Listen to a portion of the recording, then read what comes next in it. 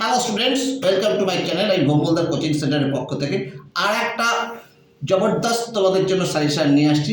ডব্লিউবিএসইউর আন্ডারে BA third semester minor বোর্ডের physical education suggestion 2026। এই কটা প্রশ্ন যদি পড়ো তাহলে তোমরা ভোমবলদার মেডিক দেখতে পারবে কীরকমভাবে ডব্লিউবিএসইউর আন্ডারে থার্ড সেমিস্টার ফিজিক্যাল এডুকেশনের সমস্ত প্রশ্ন কমন পাওয়া যায়।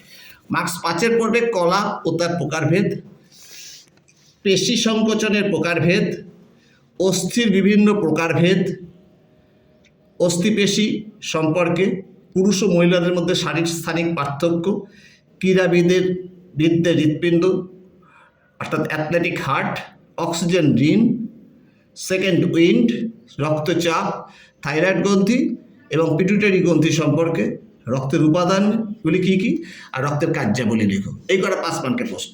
10 মার্কসের মধ্যে পড়বে মাত্র দেখো 6-7টা দিয়েছি। শারীরবিদ্যা বলতে কী বোঝো? শারীর শিক্ষা ব্যায়াম শারীরবিদ্যার গুরুত্ব লেখো। পেশিতন্ত্র বলতে কী বোঝো? পেশিতন্ত্রের কাজ ও প্রকারভেদ, পেশিতন্ত্রের উপর ব্যায়ামের প্রভাব লেখো। ভেরি ভেরি ইম্পর্টেন্ট প্রশ্ন।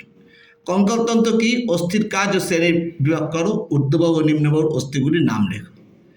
পরের প্রশ্ন, অস্থিসন্ধি বলতে কী বোঝো? অস্থিসন্ধির প্রকারভেদ চিত্রসহ লেখো। আর সাইনোভিয়াল অস্থির গঠন লেখো। কয়টা দিকে বিভিন্ন প্রকার শ্বসন অঙ্গের গঠন ও কাজ লেখো চিত্রসহ। Very very important.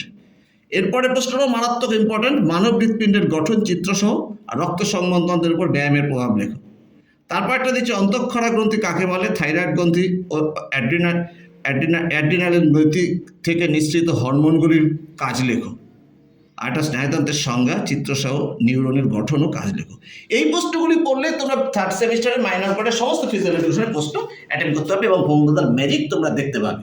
তোমরা এই কটা প্রশ্ন ভালো করে পড়ে যাবে, কথা দিচ্ছি তোমাদের 100% কমন আসবেই। আজ এ পর্যন্ত রইলো, আগামী দিন আরও ভালো ভালো ভিডিও আসবে। তোমাদের জন্য শুভেচ্ছা রইলো। আমাকে বেশি করে লাইক ও সাবস্ক্রাইব করো। Tata, by.